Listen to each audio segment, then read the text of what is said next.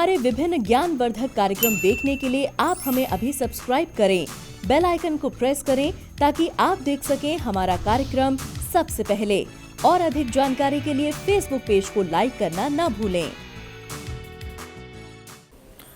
जय माँ इंद्राक्षी। इंद्राक्षी धाम में दर्शकों आप सभी का हम हार्दिक स्वागत करते हैं। आज के दिन जिन जातकों का जन्म दिवस है, मैरिज एनिवर्सरी है, उन सभी को हमारी तरफ से बहुत बहुत शुभकामनाएं। आज का पंचांग 13 सितंबर सन 2020, आश्विन माह, कृष्ण पक्ष, संवत 2077, तिथि एकादशी, नक्षत्र पुनर्वसु, राहु काल 4:30 से 6, दिशा सूल पश्चिम दिशा। श्राद्ध पक्ष चल रहे हैं और श्राद्ध पक्ष में हम बहुत श्रद्धा के साथ अपने पूर्वजों का श्राद्ध मना रहे हैं। जिनकी एकादशी तिथि में आज श्राद्ध है वो एकादशी तिथि का करें, कल द्वादशी का रहेगा। आज दर्शकों, आज के इस विशेष अंक में हम आपको माला का कुछ विधान बताना चाहते हैं। हमारे नाना भांति के दर्शक, नाना भांति के साधक, नाना भांति की साधनाएं करना चाहते हैं और समय समय पर वो हमें पूछते रहते हैं कि शर्मा जी, हम इस मंत्र की साधना कर रहे हैं तो हम किस प्रकार की माला इसमें प्रयुक्त करें। तो सबसे पहले तो मैं आपको माला का एक वैज्ञानिक कारण भी बताऊं। जैसे आपने देखा है बहुत सी ऐसी विद्युत की, इलेक्ट्रॉनिक्स, ऐसे बहुत आइटम्स होते हैं जिसमें नाना भांति की धातु प्रयोग की जाती है। आपने मोटर देखी है किसी चीज़ की, अगर जो मोटर बाइंडिंग करते हुए कभी देखा हो, या अंदर मोटर की जो आपने वायर देखी हो, किसी में आपने देखा हो तांबे की होती है, और कहीं कहीं पुर्जे जो होते हैं किसी भी मोटर में या बहुत सारी ऐसी चीज़ों में एल्यूमिनियम, कॉपर, चांदी, सोने तक के उसमें पार्ट्स होते हैं छोटे मोटे, बहुत सारी चीज़ों में, इलेक्ट्रॉनिक्स आइटम्स में और बहुत सारी बातों में। तो धातुओं का एक विशेष समायोजन हम सामग्री में, साजो सामान में, अपनी बहुत सारी चीज़ों में देखते आए हैं। तो जैसे धातुओं के रंग अलग अलग होते हैं और वो धातुओं का प्रभाव उन मशीनों के ऊपर विशेष प्रकार से पड़ता है और वो मशीनें बहुत अच्छे से कार्य करती हैं। ठीक उसी प्रकार से अलग अलग रंगों की मालाएं, अलग अलग काष्ठ पर बनी मालाएं एक विशेष प्रकार की छाप छोड़ती हैं व्यक्ति की साधनाओं में। आया समझ में? अब आपने देखा है कि रुद्राक्ष की माला सर्वश्रेष्ठ मानी जाती है। आप किसी भी प्रकार का मंत्र करें, तंत्र करें, यंत्र जप करें, तो हर प्रकार में रुद्राक्ष की माला अपने आप में श्रेष्ठ होती है। लेकिन कुछ ऐसी विशेष साधनाएं चिन्हित हैं, अगर उनमें हम अलग अलग प्रकार की मालाएं प्रयुक्त करते हैं तो हमें विशेष प्रकार के लाभ मिलते हैं। जैसा कि सबसे पहले हम सात्विक कामनाओं की बात करते हैं। अगर हम किसी भी साधना से कोई सात्विक कामना कर रहे हैं, किसी भी मंत्र से हम किसी देव को प्रसन्न कर रहे हैं, हम गुरु को प्रसन्न करने का प्रयास कर रहे हैं, कुछ भी हम मंत्र पढ़ रहे हैं, हम भगवान शिव के नाना भांति के मंत्र पढ़ रहे हैं, तो वहाँ हमें रुद्राक्ष की माला ही प्रयोग में लेनी चाहिए। समझ में आया? सात्विक कर्म हेतु हम रुद्राक्ष की माला ही प्रयोग में लाएं तो हमें उत्तम फल की प्राप्ति होगी। इसी के साथ साथ अब जैसे हम कोई तीक्ष्ण मंत्र की साधना कर रहे हैं या हम दशम महाविद्याओं में बगलामुखी की साधना कर रहे हैं। अब बगलामुखी का जितना भी सामान होता है, सामग्री होती है, वस्त्र होते, आसन होते, दीप होते, सब पीले रंग से आवृत होते हैं, यानी कि पीला रंग, उसमें पीले रंग की बाहुलता होती है। तो उस स्थिति में हम हल्दी की गांठों की माला प्रयोग करें। शत्रु त्रासन, शत्रु से कहीं न कहीं शत्रु के झुकाव हेतु, शत्रु के दमन हेतु हम किस माला का प्रयोग करें? हल्दी की माला का प्रयोग करें, और या हम कमलगट्टे की माला का प्रयोग करें। लेकिन बगलामुखी में हल्दी की माला प्रयोग की जाती है। जैसे जो त्रिपुर सुंदरी के साधक हैं, त्रिपुर सुंदरी की साधनाओं में अमूमन मूंगे की माला प्रयोग की जाती है। इसके साथ साथ श्री समृद्धि, अगर हम श्री समृद्धि की बात करें लक्ष्मी माता के नाना भांति के मंत्र हैं, या श्री समृद्धि से संबंधित आप अपनी वैभवता, संपन्नता, श्री समृद्धि बढ़ाना चाहते हैं और उससे संबंधित आपने किसी गुरु से कोई मंत्र प्राप्त किया है, क्योंकि इस प्रकार की जितनी भी साधनाएं होती हैं वो गुरुगम्य होती हैं। जब तक आपको गुरु निर्देशन ना दें, गुरु आपको वो मंत्र ना दें, तब तक वो साधनाएं अपनी मनमर्जी से नहीं करनी चाहिए। हाँ, जैसे हम आपको जर्नल मंत्र रोज़ बताते रहते हैं, या यदा कदा आपको हम ग्रहण में किसी समय में कुछ भी मंत्र बताते रहते हैं, वो आप कर सकते हैं। उसमें कोई भी माला लें, किसी भी तरह से करें, उसमें कोई भय नहीं। लेकिन तीक्ष्ण साधनाएं, किसी विशेष कामना हेतु सिद्धि की साधनाएं गुरुगम्य होती हैं, गुरु के निर्देशन में करें। फिर गुरु सब कुछ बताते हैं, कौन सी माला लेनी है, किस दिशा में बैठना है, कौन सा आसन लेना है, सारी बातें उसमें आ जाती हैं। अब श्री संपन्नता से संबंधित आप कोई साधना कर रहे हैं, उसमें आप मूंगे की माला लें, और यदि उसमें लक्ष्मी मंत्र है तो आप कमलगट्टे की माला प्रयुक्त कर सकते हैं। सोने के दानों की माला प्रयुक्त कर सकते हैं, चांदी के दानों की माला प्रयुक्त कर सकते हैं। जी हाँ, अलग अलग साधना है। जैन शास्त्र में बहुत लोग चांदी की माला प्रयुक्त करते हैं। अब हम बात करते हैं स्वर्ण आकर्षण भैरव साधनाएं। भगवान भैरव शिव का ही रूप है। भगवान भैरव की नाना भांति की स्वर्ण आकर्षण साधनाएं हैं। कनक धारा से संबंधित विशेष प्रकार की साधनाएं हैं। श्री सूक्त से संबंधित विशेष प्रकार की साधनाएं हैं। तो स्वर्ण की माला, सोने के छोटे छोटे मोती लगे हों। अब आप कहेंगे साहब शर्मा जी ये तो बहुत खर्चे वाली आपने बात बता दी। तो देखो भाई, जैसा देश वैसा भेष, जैसा युद्ध वैसे हथियार, समझे आप। तो वो तो फिर उस प्रकार की चीज़ें ज़रूरत पड़ती है ना। अब आंखें जिस प्रकार की कमज़ोर हो गई हैं, उस प्रकार के चश्मे का नंबर की आवश्यकता पड़ती है। अब आप बिना नंबर का चश्मा पहनेंगे तो दिखेगा नहीं, धुंधलापन आ जाएगा, मज़ा नहीं आएगा। तो जैसी साधनाएं होती हैं फिर वैसा ही सामान चाहिए होता है। अब आगे बढ़ते हैं। संतान प्राप्ति हेतु पुत्र जीवा के दानों की माला सबसे अच्छी होती है। भगवान श्री कृष्ण की अनेकों काम में साधनाओं हेतु हम किसकी माला लें? बैजंती की माला।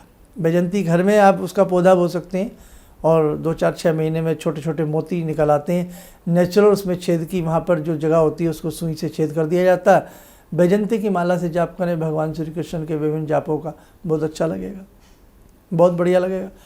पातक संबंधी कोई हमसे अपराध हुआ है, गुप्त पाप हुआ है, शाप विमोचन आदि के लिए, गुप्त पापों की क्षमाई के लिए हम भगवान से क्षमा मांगते हैं।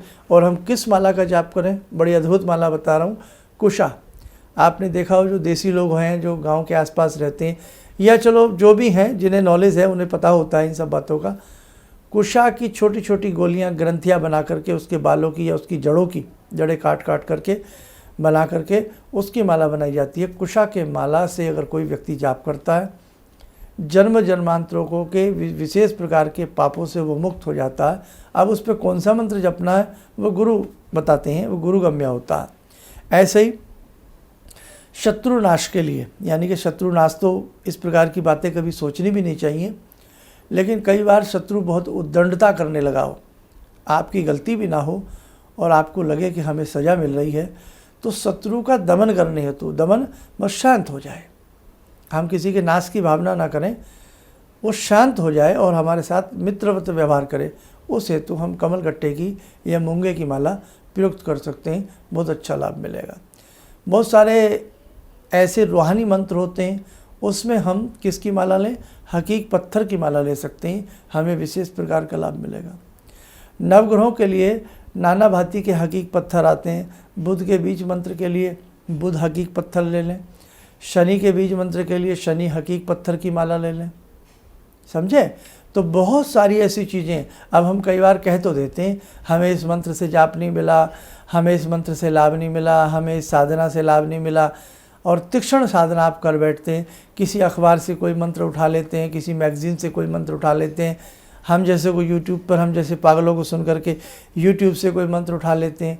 तो नहीं साहब, देखो कोई सौम्य साधना हो तो वो साधना तो आप कर लें, सौम्य साधना किसी भी मंत्र से करें, लेकिन कोई आपको विशेष सिद्धि चाहिए, विशेष कामना के लिए आप मंत्र पढ़ रहे हैं, तो ना हम, ना अखबार, ना कोई मैगजीन, नहीं, ना ना ना, वहाँ आप अच्छे से किसी गुरु से दीक्षा लें गुरु से जुड़ें और फिर जैसा वो रास्ता बताएं उस पे आप करें। ना मज़ा आए तो आप हमें बताइए। संसार में उतना ही नहीं है जितना हम जानते हैं, बहुत बड़ा संसार है, बहुत विराट ज्ञान है ये तंत्र मंत्र यंत्र शास्त्र का, ये इतना आसान नहीं है। बहुत लंबे समय से हमने भी आप बहुत लोगों को क्यू में लगाया हुआ है गुरु दीक्षा के लिए। अब गुरु को पात्र चाहिए, गुरु को पात्र चाहिए, गुरु को सुपात्र चाहिए। ऐसे नहीं बहुत सारे भेद हर व्यक्ति को दे दिए जाते हैं। तो ये बड़ी गुरुगम्य साधनाएं होती हैं। कई बार शिष्य दुरुपयोग भी कर देता है साधनाओं का। तीक्ष्ण साधनाएं हैं, यक्षिणी साधनाएं हैं, उच्चाटन साधनाएं हैं, विद्वेषण साधनाएं हैं, स्तंभन साधनाएं हैं। तो इसीलिए देखो भाई, बहुत सारी बातें होती हैं। तो आज मैंने जो कुछ माला की छोटी बातें आपको बताई हैं, जो भी, ये अपनी नोटबुक में नोट कर लें। आड़े वक्त में कहीं ना कहीं ये बातें काम आती हैं कि अरे हम बगलामुखी का मंत्र जप रहे हैं, ओम हेलिम बगलामुखी सर्वदुष्टानाम वाचम मुखम पदम स्तंभ जिह्वाहम के लिए बुद्धिम विनाशी हेलिम ओम स्वा। अरे हम तो हल्दी की माला ले लें। हम भैरव के आकर्षण मंत्र जप रहे हैं, हम लक्ष्मी के नाना भांति के मंत्र जप रहे हैं, हम यक्षिणों के मंत्र जप रहे हैं और 40-40 दिन की सिद्धियाँ कर रहे हैं, 1.25 साल की सिद्धियाँ कर रहे हैं। तो माला भी उस प्रकार से होनी चाहिए। जी दर्शकों, आशा करता हूँ कहीं ना कहीं आज का एपिसोड किसी के काम आएगा।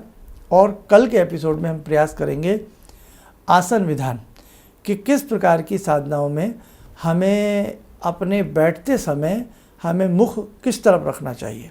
कल का एपिसोड भी बड़े काम का होगा, उसकी बातें नोट कर लेना। और आइए अब समय हो चला आज की ध्यान साधना का। आज की ध्यान साधना में जुड़ते हैं भगवान शिव से।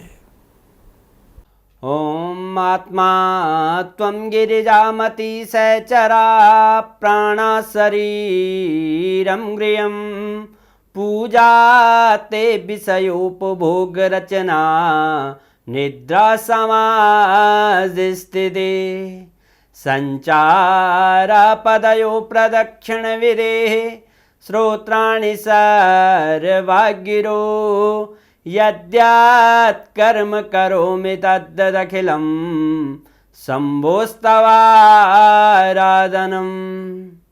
चन्द्रोद्भासितशेखरे स्मर हरे गंगाधरे शंकरे सर्पे भूषितकण्ठकर्णविवरे नेत्रोत्तवे स्वानरे दन्ते त्वकृतसुन्दरां वरदरे त्रैलोक्यसारे हरे मोक्षार्तिं कुरु चित्तवृत्त्यमचलं मन्येस्तु किं कर्म वे। वन्दे देव उमापतिं सुरगुरुं वन्दे जगत्कारणं वन्दे पन्नगभूषणं मृगधरं वन्दे पशूनां पतिं वन्दे सूर्यशशाङ्कवह्निनयनां वन्दे मुकुन्दप्रियं वन्दे भक्तजनश्रयं च वरदां वन्दे शिवं शङ्करम्। ॐ कर्पूरगौरं करुणावतारं संसारसारं भुजगेन्द्रहारं सदा वसन्तं हृदयारविन्दे भवं भवानी सहितं नमामि भवं भवानी सहितं नमामि। कवच बना लें, ध्यान करें, शंभू का आशीर्वाद हम सबके ऊपर बरस रहा है।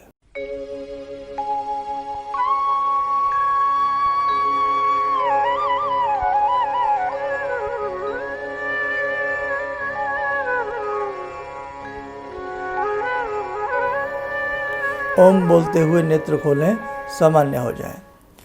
देखो दर्शकों, एक विशेष संदेश। अभी हम दिल्ली में व्यक्तिगत रूप से नहीं मिल पा रहे हैं। अभी जो भी व्यक्ति हमसे किसी भी प्रकार की परामर्श लेना चाहते हैं, उसके लिए अभी हम कॉल अपॉइंटमेंट की व्यवस्था यानी कि टेलीफोनिक अपॉइंटमेंट की व्यवस्था चल रही है। जन्म पत्रियाँ कुछ लोगों की बची हुई हैं श्राद्ध की वजह से। जैसे ही श्राद्ध निकलेंगे 17 तारीख के बाद, हम सबकी जन्म पत्रियाँ भेजना प्रारंभ कर देंगे। समझे, आप चिंता ना करें। और करीब करीब मुझे नहीं लगता, रुद्राक्ष का प्रसाद जिसे नहीं मिला, अब मैं कुछ नहीं कह सकता, बाकी शिव की कृपा से जिसे प्राप्त हुआ हो वो अपने घर में रखे, धारण करे, पूजा स्थल में रखें। अगला पड़ाव, अभी ज़रा श्राद्ध वगैरह निकल जाने दीजिएगा।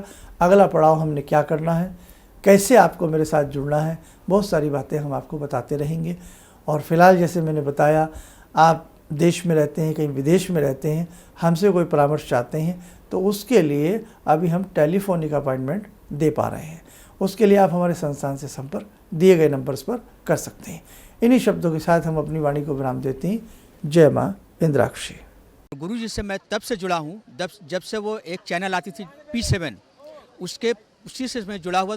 और गुरुदेव से हमारी जब मुलाकात हुई तो मैं आश्चर्यचकित रह गया जब उन्होंने हमसे बताया कि आपके साथ ऐसे ऐसे हुई। तो मैं इतना आश्चर्य हो गया कि इन्हें कैसे मालूम, और इतना बढ़िया इन्होंने बताया जिसके वजह से मैं आज तक उनसे प्रभावित हूँ। और इनका बताने का शैली वगैरह इतनी बढ़िया है जो हम अपने क्लास के टीचर से भी उतना बढ़िया नहीं समझ पाते थे। ये हमें बहुत पसंद आई। और दूसरी बात कि इनके साथ जितने भी मैं जुड़ा, जब से जुड़ा रहा, जो भी समस्या आई, मैं बहुत ही अच्छा तरह से मेरे सॉल्व होते चले गए। और आज तक मैं उनके आशीर्वाद से मैं बहुत सुखी हूँ। किसी भी समस्या के समाधान के लिए मिले प्रसिद्ध हस्तरेखा एवं वास्तु विशेषज्ञ प्रोफेसर धर्मेंद्र शर्मा जी से। नोट: शिविर में भाग लेने हेतु एवं व्यक्तिगत रूप से मिलने के लिए कॉल करने का समय सुबह 10 बजे से शाम 6 बजे तक। हमारे विभिन्न ज्ञानवर्धक कार्यक्रम देखने के लिए आप हमें अभी सब्सक्राइब करें, बेल आइकन को प्रेस करें ताकि आप देख सकें हमारा कार्यक्रम सबसे पहले। और अधिक जानकारी के लिए फेसबुक पेज को लाइक करना न भूलें।